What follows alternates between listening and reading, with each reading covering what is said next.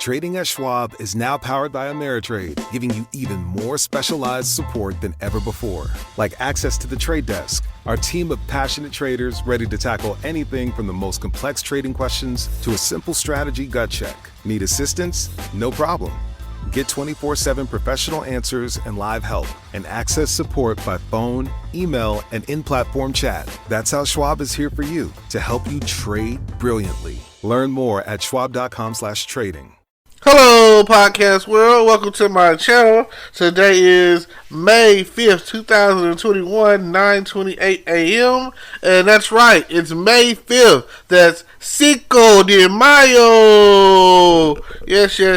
Oh, yes, how I love me some Cinco de Mayo. It's taco time. It's time to get out there and get you some Mexican Hispanic cuisine.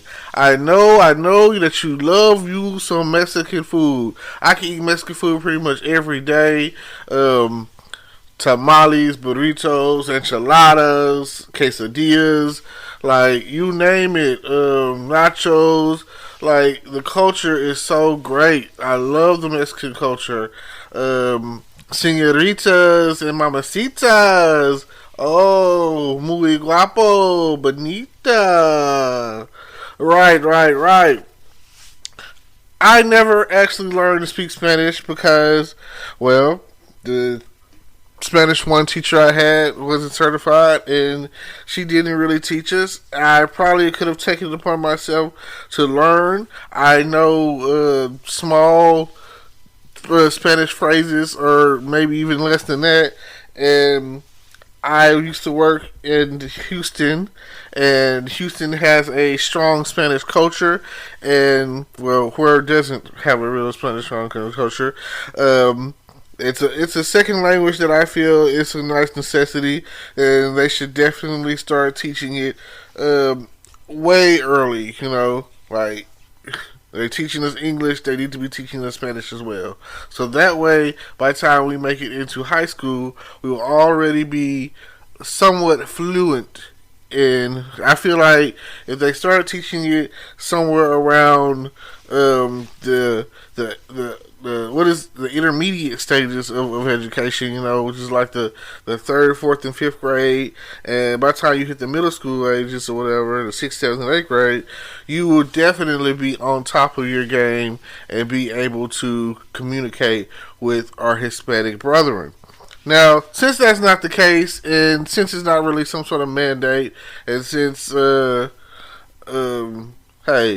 past 4 years, we were dealing with Trump and his outrage of building a wall, which would have made no sense because the Hispanic culture, they're hard workers. Have you ever seen these guys fix a car or build a house? Like, come on. Have you ever went and had margaritas in real homemade margaritas and some real Mexican cuisine? Like, oh my gosh, it's great. I mean, like, people out there are talking about barbecue and turkey legs and, all sorts of stuff like that. But at the end of the day, or Italian Olive Garden or something like that, or subs and deli and soul food, But come on. Like, they're the only real culture that has, like, a strong isolation of, like, if you go, the food is relatively cheap, and it's delicious, and you can drink. Like, you're not, you know what I'm saying? Like, if I go to some soul food place, I'm more likely to get me some tea and hot water cornbread or something, and some greens or something like that. That's like sweet potato pie or something, pecan pie.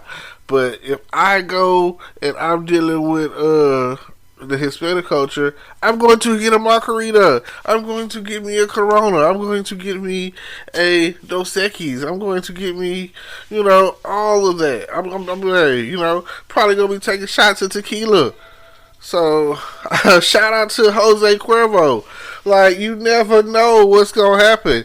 And now, I must be honest, I just can't get down with the Mexicana music. I am a music lover, But when I go somewhere and I'll say it like this, and it's just not them. It's any music that has an accordion playing in it. I don't think I can get down with. And they definitely be having accordions and strings and all of that, going on. And, if it's not Selena, I don't know if I can get down with it. I mean, there will be times where I go off in there and it's cool, what I'm saying, for a little while, but I can't go to the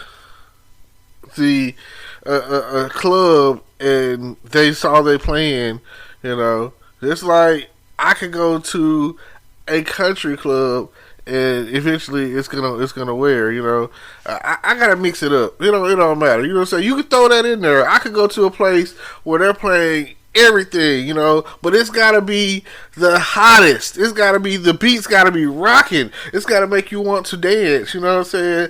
I don't care if it's what's that, the dubstep or EDD or whatever, you know what I'm saying? I don't care, it's just long as hey, whatever it is, it's got me, because I'm not listening to every R&B, blues song, hip hop. Some artists out there is trash, and it's not for me. And it could be an age thing. I don't really like loud music anymore. I don't understand why people have to so loud. Oh my god. But they do, and it is, and that's part of where I'm coming from now. Because again, I guess because I'm older, I like to hear myself think, with a feel in the background. Now, if I'm riding around, you better make sure that the song just got a bunch of bass in it, and it don't matter, you know what I'm saying? It's not the words, it's the beat. And if the beat ain't hot, then I don't want it. I'm that guy that's like, every year, I was in band, so every year, when the drums start coming through with their cadences and boom, you know what I'm saying? It's when that hit, that drop, that boom, you know what I'm saying? I'm about to boom. And then, when the tubas crank it up, I'm all about all of that, but the first thing that you will notice, like I say, that's why they make a drumline movie. They don't make a tuba song movie or a low brass movie or a high brass movie with the trumpets, or a woodwind thing or a flag girl thing. You know what I'm saying? Hey, one band, one sound. But at the end of the day, the drums is where it's at. The drums is the heartbeat of the band. That's what they said. So it don't matter. Even if you just knocking on the table, making it a beat. That's how they used to do it back in the streets. If it was that is the case, then that's what it will be. Now, something else that I like about the Hispanic culture. Oh my gosh, you guys are just so beautiful. You know what I'm saying? You beautiful people. The women are, oh my gosh, you're so beautiful. If you take care of yourself, y'all get the best of most world, all worlds, Hey, like I say, it's so wet, right? So, you got long hair, you know what I'm saying? All of that kind of stuff. But, yeah, it's just a lot of people don't understand what you're saying. So, if you don't speak English, it's kind of jacked up. But like I say, love Mexican food, something I pretty much eat every day. Like Taco Bell has always been it's always open. Like they say, fourth meal. At one point in time, that was the go-to spot after the club. We didn't have a Taco Cabana here, so I don't know what the hype is, but I hear good things about it. I mean, I've been to some, but hey. And then, let's say you go to a Hispanic restaurant. They gonna give you those corn flour chips, and you're gonna be eating off of them for free, That's they gonna start you off on that. And then, me personally, I'm gonna get a margarita. You can't go to a Mexican restaurant without getting a margarita. Oh man, like, yeah, like if you go to hang out, go to a Hispanic party, maybe a quinceañera or whatever. Hey, that's when all the families come together because it's nothing like a Hispanic woman becoming a woman. Oh my god, she's got all her 15-year-old friends there, and they're all happy that she's becoming a woman or whatever. And yeah, I've been to some hotel events where they're having a private party for their daughter, and she's, oh, quinceañera, you know, they're all over the place. I'm talking about it's packed out. It's like the whole sophomore class is in there, you know. So freshman class, whatever. All of them have been there. All of her friends, all of her cousins, you know, and so it's just like they take over, and then they everyone's dressed up, you know. It's like a prom or a ball or a banquet or something, and it's a great feeling. But then, you know, like I said, there the gifts are being brought, and the food and the drinks. Everyone's drinking. Hey, you know, it's a whole like hey open bar at that point. So, like like I said, I used to work in McAllister's, and I used to work in the kitchen, and the people that work in the kitchen generally were non-English speaking, and they used to have get-togethers or whatever, and of course, I really wasn't invited. You know, it was a family affair. Not really tripping about it. You know what I'm saying? I probably would have slid through, maybe. You know, I did try to kick it with a couple of people I worked with. We hung out and whatnot. It was cool. But like I say, great feeling at the end of the day. They have a great they party hard, they work hard, and they party hard, and they drink hard, you know. So on the other side of the story, as far as drinking, oh man, I hate to see our hardworking illegal Hispanic workers get locked up for drinking and driving. That is like the number one thing. If you're going to drink, don't drive, my friend. If you're going to drink, stay home. Especially if you're not legal, if you don't have a green card, if you don't have no papers, if you're not made into the country. Like, come on. And then they go to jail and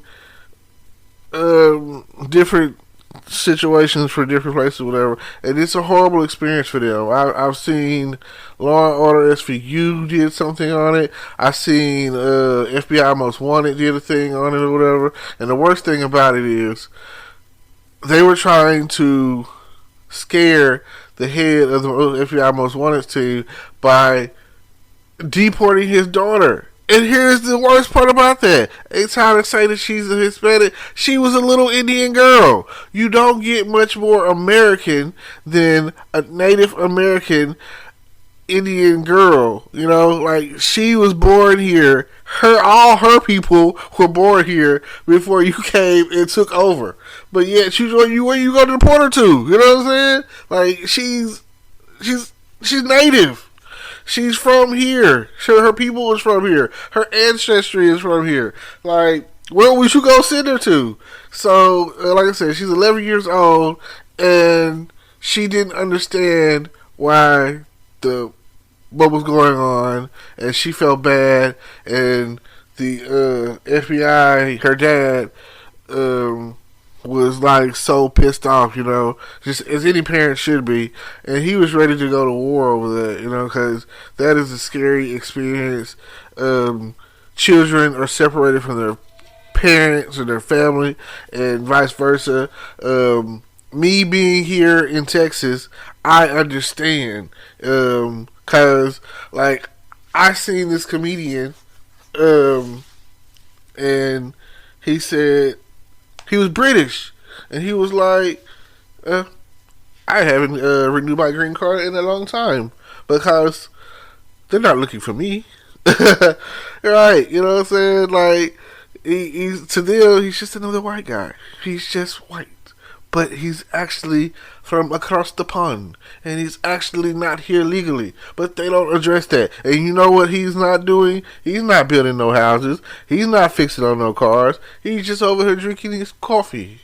Living off of. Well, I really don't know what they do. I don't know what contribution he has. You know what I'm saying? He's just over here drinking his coffee, sipping his tea. Doing nothing. So, like, not being harassed, basically. So, I mean, and since they don't want to deport us, the African American culture, they just want to execute us. Lately, I've been watching every Dick Wolf show, and somewhere in that season, they show a black person, male or female, especially male, getting executed by a routine traffic stop. Now, sometimes the one I watched last night on the FBI's Most Wanted show last night, it kind of was, you gave him too much. You gave him too much. You did the wrong thing. You talking, you know what I'm saying? You're belligerent, you're reaching for something, you know what I'm saying? Even though it's your cell phone, you're reaching for something. You're giving them too many reasons to do it. Again, there's a movie called The Hate They Gave Us, and is the kid that gets killed. His name is Khalil. And he's doing too much. It's nighttime. The police, this is what you got to understand. The police are not afraid to shoot us. At the end of the day, they are afraid of they're more afraid of us for some reason. The guys with the gun, they're in fear of their life every time that we get pulled over. I don't understand that. I never will understand that. Every time we get pulled over, just think that they're afraid of us. They think we have a gun for some reason. We all black people. All we do is carry guns. It doesn't matter if you're a soccer mom, senior mom, and it doesn't matter if you got a car full of kids. Some reason they want to believe that you have a gun. So never reach for anything in front of the police, and don't say anything. That is like the first thing they say. You have the right to remain silent. Please use it. You shouldn't have to say or ask or do anything. If they're gonna give you a ticket, fight that in court. You know what I'm saying? If that's the case. And here goes another thing. The movie Queen and Slim, same situation. They doing too much, Like, understand at the end of the day, you dealing with the police. It don't matter if this is a good one or a bad one. It doesn't matter. Hey, it's 12, right? So, at the end of the day, you have a right to remain silent. Exercise your right. Keep your hands on the steering wheel in plain sight. Make sure that he can see your hands, and that, don't, that's a different topic for a different day. A lesson in how to deal with the police and how to make it home safely. And as they call it these days, the talk. And not enough people are having it, and not enough people are exercising their rights to do absolutely nothing but make it home safe. That is the goal at the end of the day. You don't want to be killed by the police because you weren't doing. They say it's like 5-step process or whatever, So at the end of the day, please. But yes, feel free. I know last year Cinco de Mayo was on Taco Tuesday. This year, today is a Wednesday, and it's definitely a good day for some kind of burritos or something. I don't know. Go out there and enjoy your day. I appreciate y'all for tuning in. Hopefully you got something out of it, because it gets real in the field. It gets real on the streets. So, thank y'all. I appreciate it. I really do. Thank you. Hello, YouTube world. Welcome to my channel. Don't forget to like, comment, subscribe, and hit the notification bell so you can be notified when I drop hot content like this. And stay tuned for the next video.